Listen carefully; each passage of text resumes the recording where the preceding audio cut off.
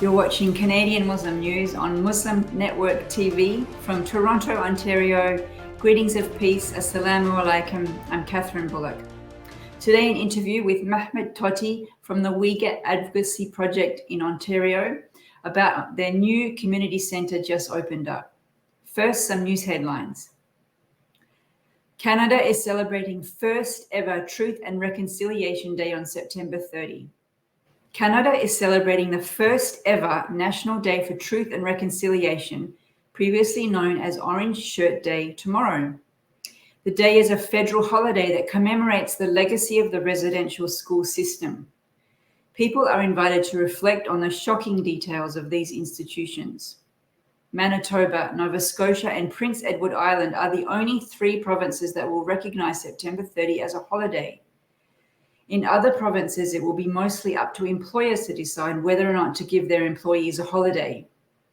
To observe this National Day, Niagara Falls will be turning orange for 15 minutes every half hour from 6:30 p.m. on September 27th to 2:30 a.m. October 1st. In similar news, schools in Ontario will include Indigenous studies in its curriculum. The Ontario government announced that school curriculums for grades 1 through 3 will be revised to include First Nations, Métis, and Inuit education, as well as the history of the residential school system.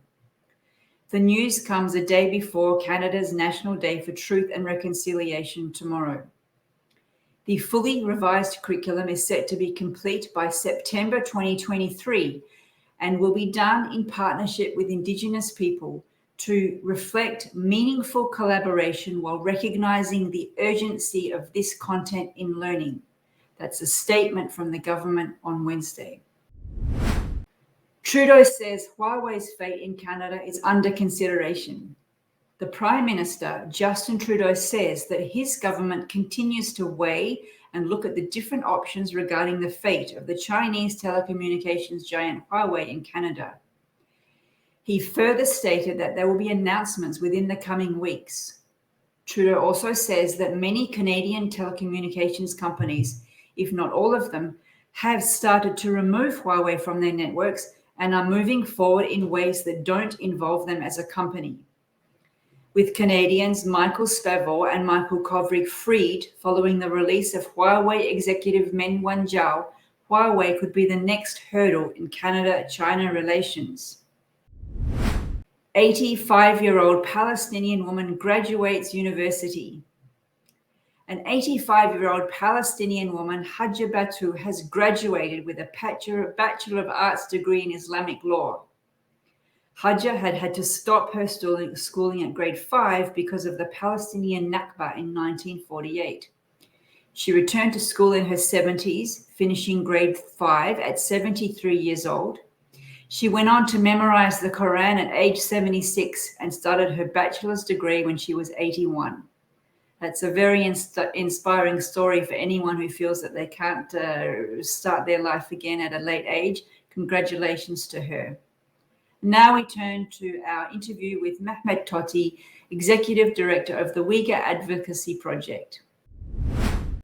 We have with us today Mahmoud Totti, who is the Executive Director of Uyghur Rights Advocacy Project in Ottawa. We're going to talk about the new Uyghur Community Centre recently opened in Ontario. Welcome to the show. Assalamu alaikum.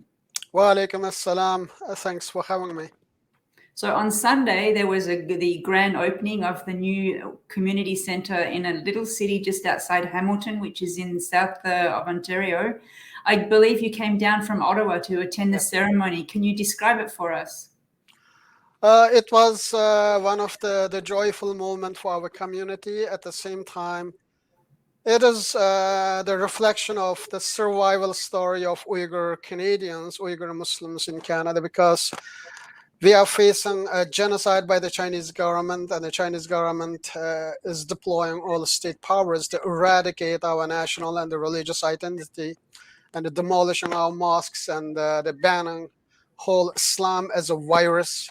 And so it is important, despite we are very small, nearly 2,500 people across Canada, and pull out our resources and came together with our contributions and purchase that the center for our next generation, where it can be used as the religious activities as a mosque and the religious center at the same time, for our kids as a school, and for younger generation just to learn our culture and the language, whatever is banned by the Chinese government. And for that reason, it is a joyful moment for a whole community across the globe, and resonated quite well among the Uyghurs in Australia to Europe, in Turkey to US, and yeah, it was a huge success for the small community like us to have such a place and a purchase without any debt, without any mortgage, and it is a joyful moment.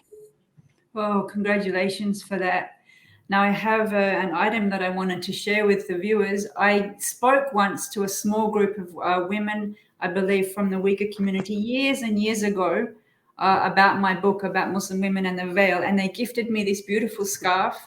And I gather that it's a significant fabric and design for the community. So I was hoping you could share with the viewers a little bit about this story. Yeah, it is called Atlas.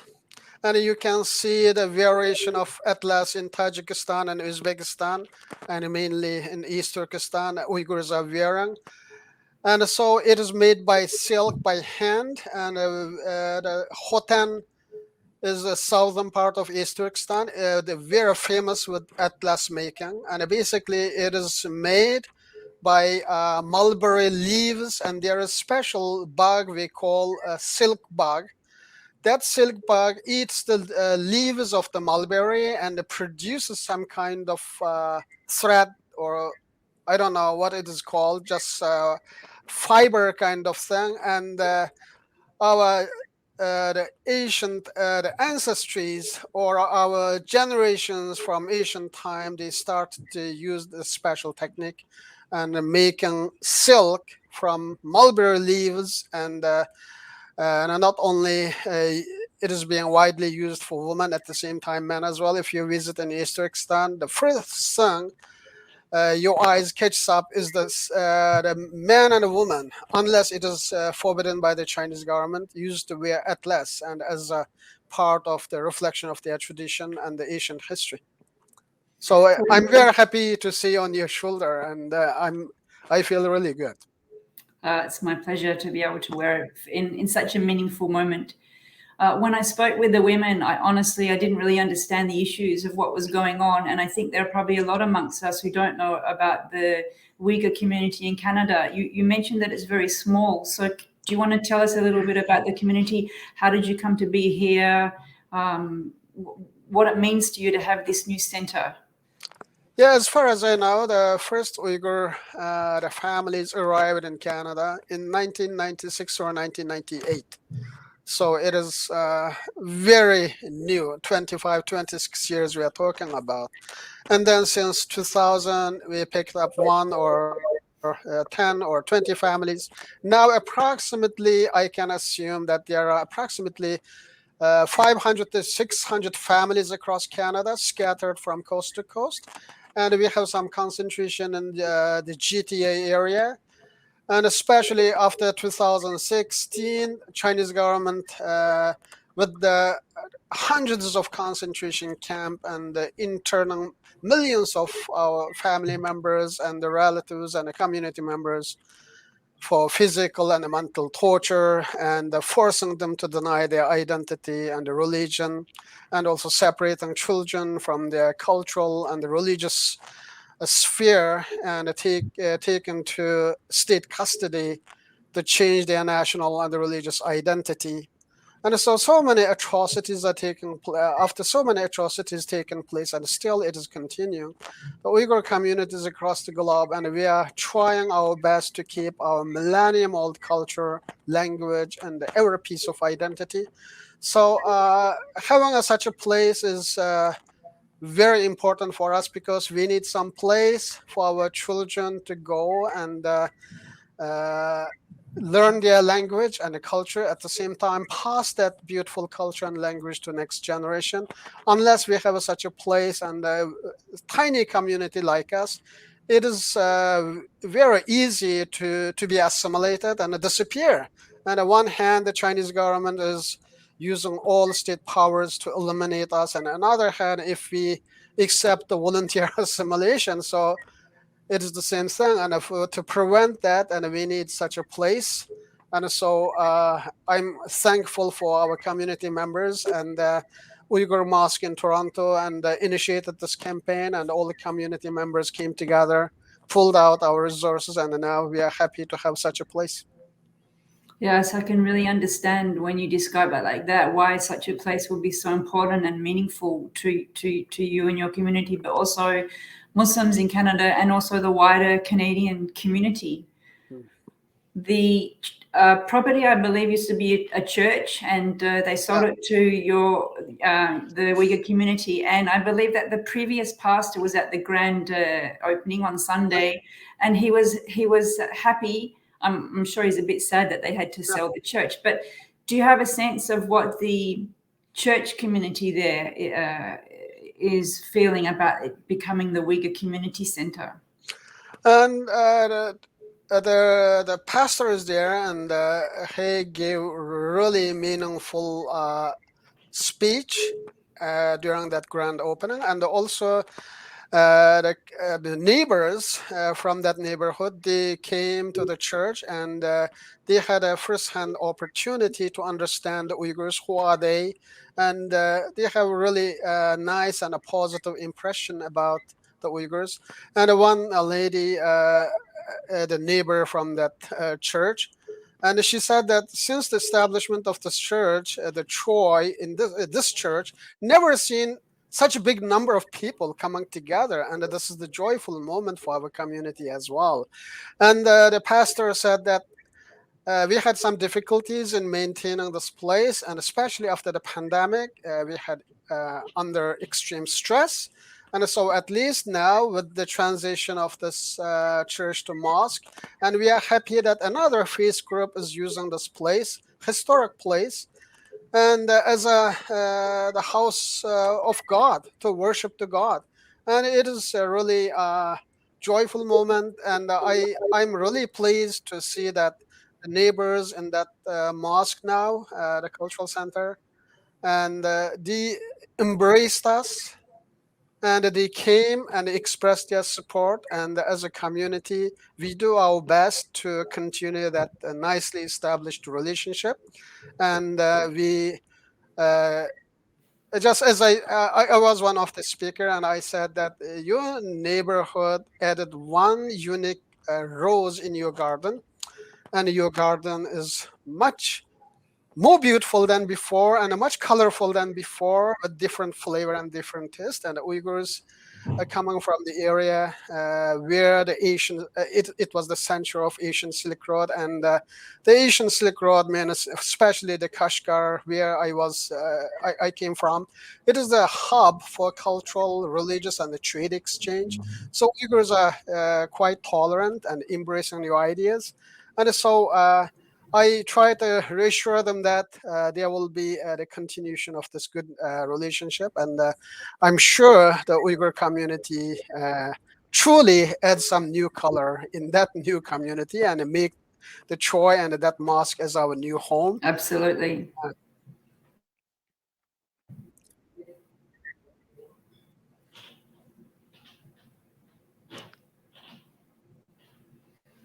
Absolutely. I can imagine now that there's such a beautiful center that perhaps Uyghur Canadians are going to be moving there so that they can live closer instead of having to drive all the way down from Ottawa like you'll have to when you want to visit. Yeah. So you are busy with advocacy work. How did you find the campaign, the political campaign in Ottawa, in terms of addressing the issues of the Uyghur situation in East Turkestan?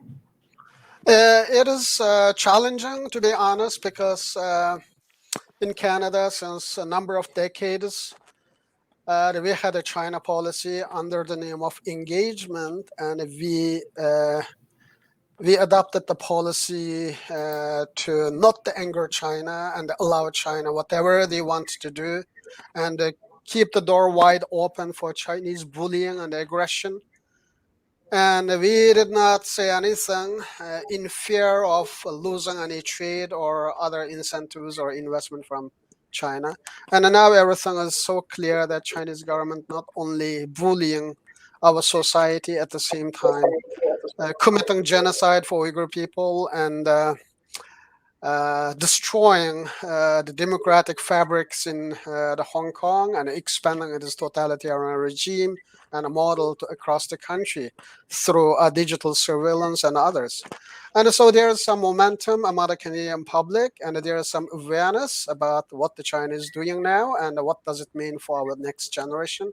But still, there are businesses and big corporations and Canada-China Business Council and a huge brainwashed some Chinese communities. And there is the pressure not only from our side on the Canadian government to have a better China policy. At the same time, there are the lobby groups from different sides as well, and the pressure in Canada to continue the status quo. And so if you paid attention, we have seen this recent election as well, and the Chinese government was very active on certain parties just because they had a stronger China policy.